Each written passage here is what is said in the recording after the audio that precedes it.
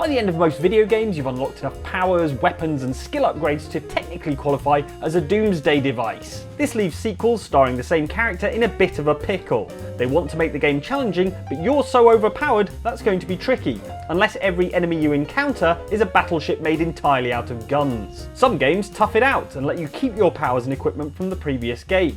Others, however, come up with some flimsy excuse as to why your character, who was an unkillable badass at the end of the last game, suddenly sucks. Here are 7 times video games did just that. Enjoy. Calmatevi. The pain will end soon. Where have you brought me? Nowhere, Messere. A man left you here. Did he say anything? Only this. You are to meet Messer Machiavelli in front of the Mausoleo di Augusto. Let me help you get dressed. Chances are you're familiar with the protagonist of Assassin's Creed II. My name is Desmond Miles, and this is my story. Okay, Desmond, whatever you say. Anyway, the actual protagonist of Assassin's Creed II, Ezio Auditore da Firenze, finishes the game a lot stronger and better equipped than he was at the start, although that isn't hard considering that at the start he is a literal baby.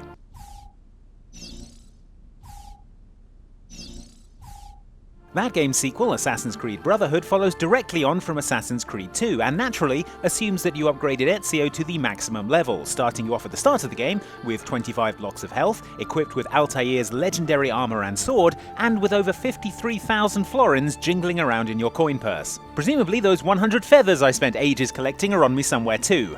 Must remember to turn those in at some point. Not bad for an old man. Recognising that perhaps it would make the early part of Brotherhood a tad easy if Ezio were an unkillable millionaire who could murder anyone as easily as looking at them, Brotherhood takes matters into its own hands very soon afterwards by A, having Ezio get extremely naked, and then B, blowing up his bedroom with a catapult. Acting fast, Ezio takes one last lingering look at his sick armour before throwing on a shirt, grabbing one of his hidden blade braces and jumping out of the window. At this point, he spends the next 5 minutes getting comprehensively wrecked by bone-shattering falls, flying debris and gunshot wounds.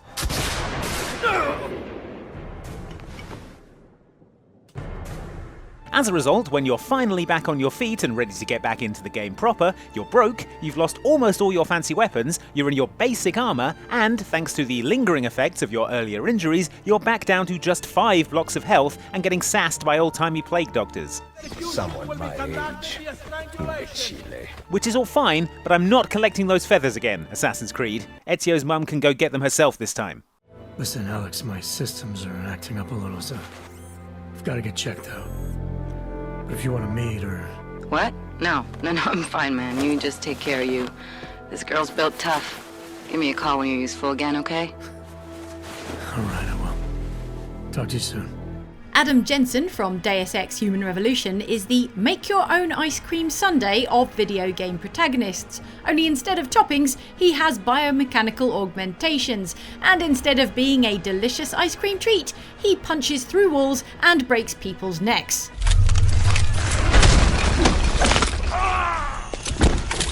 The point I'm trying to make, while I get distracted by ice cream, is that by the end of Deus Ex Human Revolution, your Adam Jensen would be very particular to you, augmented to suit your playing style, whether that be crouching silently in a vent for hours on end, or sprinting into every room and firing bombs out of your spine.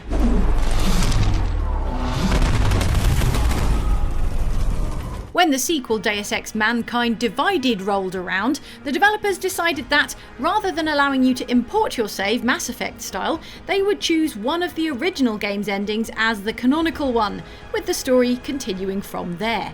In keeping with this fresh slate for the sequel, they also do a hard reset on your Jensen, which sounds like a euphemism for kicking someone in the crotch, but here means Adam getting exploded right in the goddamn face.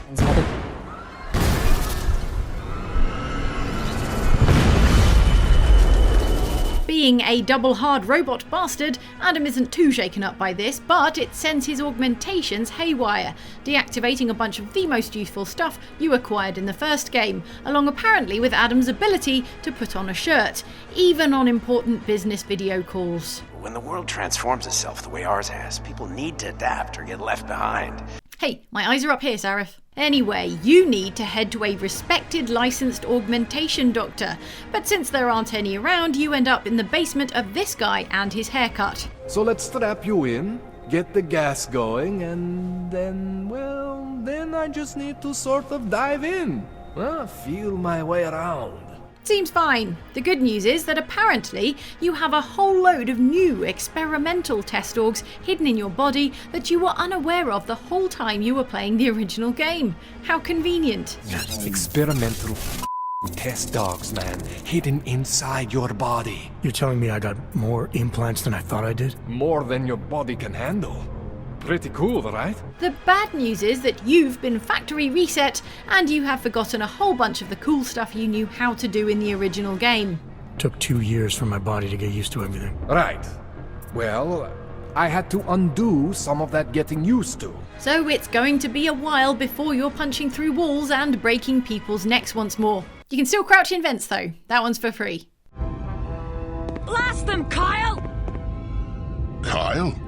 Kyle Katarn? You're the legendary hero who destroyed Jarek at the Valley of the Jedi? You look like nothing more than a bantha herder. The Force from Star Wars can basically do anything the writers need it to do at any given moment, from levitating objects to hypnotizing people to healing now, apparently. You'd think that would have come in useful earlier. As such, starting a new game with a full suite of unstoppable space magics is going to take some of the challenge out of things, which is why Jedi Knight II Jedi Outcast chose to kick things off by having its protagonist, Kyle Katarn, sever his connection to the Force like he was cancelling his Netflix membership. You know I don't like messing with this Force business anymore. As such, when you start Jedi Knight II, it plays very much like a first-person shooter, just like the first game in the series. Which is fine, but for those who played the first game and finished it with a rad lightsaber and the ability to create magic shields and shoot lightning out of their hands, it was something of a step backwards, especially when trying to fight actual Sith Lords. You're pathetic, Katarn. As a Jedi, you might have proven a worthy adversary. That's what I've been saying! Anyway, this whole situation causes Kyle to re-establish his connection to the Force, which is apparently as straightforward as, well, as renewing a Netflix membership, although he does have to go and see customer services representative Luke Skywalker in order to get his lightsaber back. Skywalker? You've come for your lightsaber. Yeah. And all that time away means that Kyle's skills are rusty, meaning you'll have to level up all over again.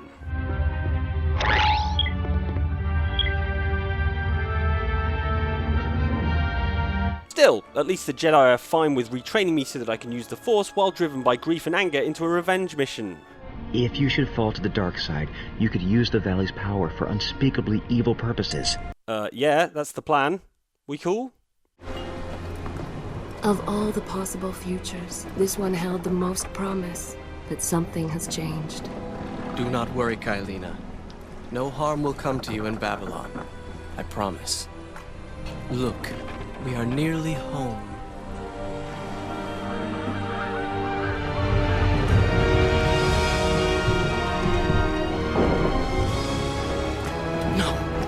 If you play it properly, by the end of Prince of Persia, Warrior Within, the titular prince will be wielding the Water and Light Swords, magical blades that will make short work of any enemy, even terrifying time minotaurs. Could this be?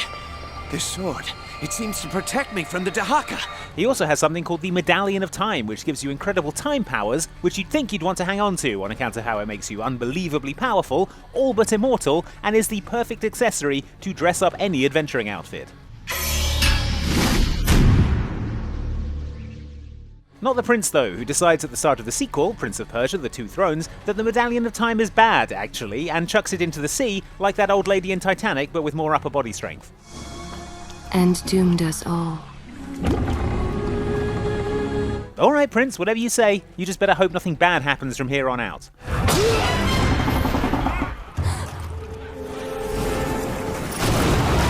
What was that, like 10 seconds? Good job, buddy. Yeah, it seems the prince doesn't get the warm welcome he was expecting, and his ship is sunk, along with all his magic swords, busting you back down to scrub status, now that you're weaponless, in the middle of a violent attack on the city, and without any way to reverse time and stop all this from happening in the first place. Why is it that every time disaster strikes, I find myself without a proper blade? I think it all started when you threw away your magic time medallion. Prince, please try to pay attention. Cast you in cold marble.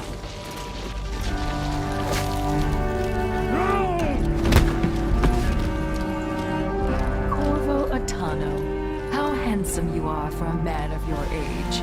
And how long had you hidden the mark of the outsider? I expect it's a wonderful story. I'll lock him in the Empress's chambers, and then I'll bring him to Coldridge Prison until his trial. In Dishonored, you play as Corvo Atano, a royal bodyguard who is given incredible powers by supernatural being and indie heartthrob, the Outsider. There are forces in the world and beyond the world. Great forces that men call magic. And now, these forces will serve your will. As you progress through Dishonored, you collect runes which you can use to upgrade your various outsider powers, and by the end of that game you can expect Corvo to have full command of a wide array of amazing abilities, from teleporting, to stopping time, to summoning swarms of ravenous rodents.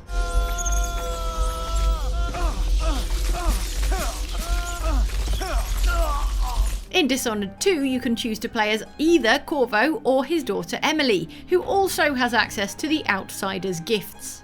If you thought that choosing Corvo would give you a head start on the game thanks to all the brilliant upgrades you spent ages getting for him the last time around, however, think again! Dishonored has got some bad news for you in the form of spooky witch Delilah Copperspoon, who sounds like an Etsy store but is actually quite terrifying. Oh, here she is now. Still my heart. Delilah is here to seize power and, as a bonus, rob you of your mark of the outsider, meaning no more supernatural powers for you, and you're going to have to rely on your wits. This is bad news because I don't know about you, but I abandoned those as soon as I got the power to teleport across the room and stab someone in the head. Delilah took away the mark of the outsider. No more sorcery. Before long, however, the outsider does show up again to offer you your powers back. Good to see you again. Love what you've done with the place. The dead whale really stands out. Does he snap? And what happens when he tries to go home? Unfortunately, a new outsider's mark means going back to square one.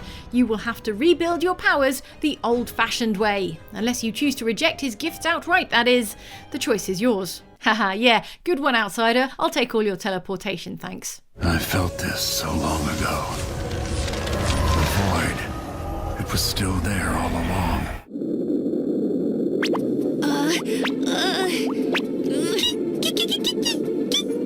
Hey, Data, you're kinda in the way, you know? Hey, I just thought maybe I could help you relax. Yeah, well, thanks, but could you sit still? Oh!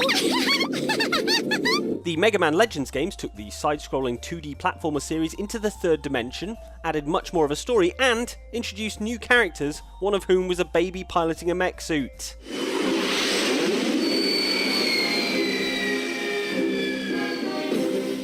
With the sequel, Mega Man Legends 2, continuing the story from where the first game left off, you might expect Mega Man Volnut to start the game with everything he had last time. The alternative would be that he voluntarily gave up all the awesome firepower he acquired in the first game, like splash mines, energy swords and lasers, which makes less sense than a baby piloting a mech suit.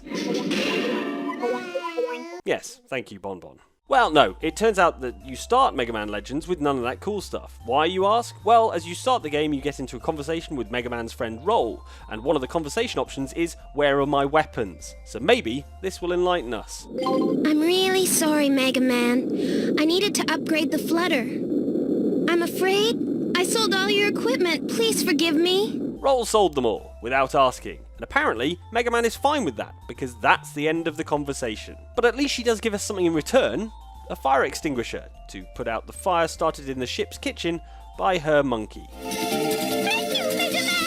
I thought I was done for! Man, I wish I still had that laser.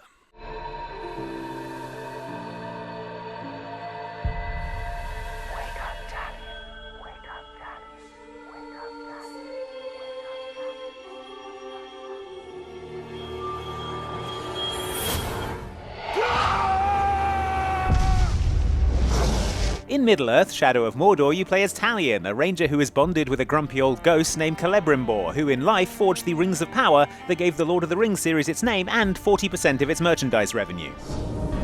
I crafted the Rings of Power.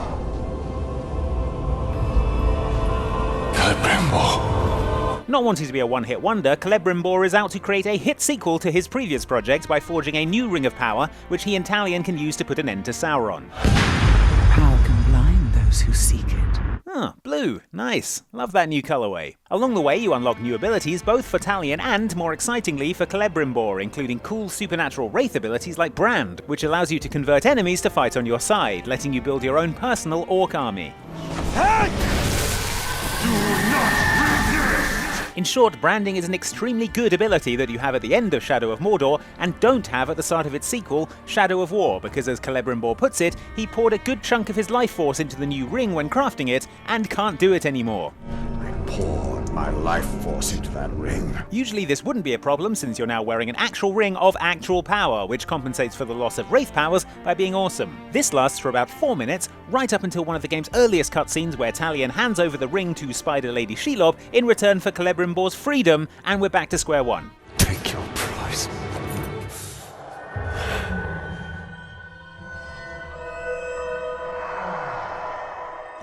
But don't I get a say in this? Because if the options are keep the ring of unimaginable power or hang around with an old jerk elf ghost, I know which one I'm picking.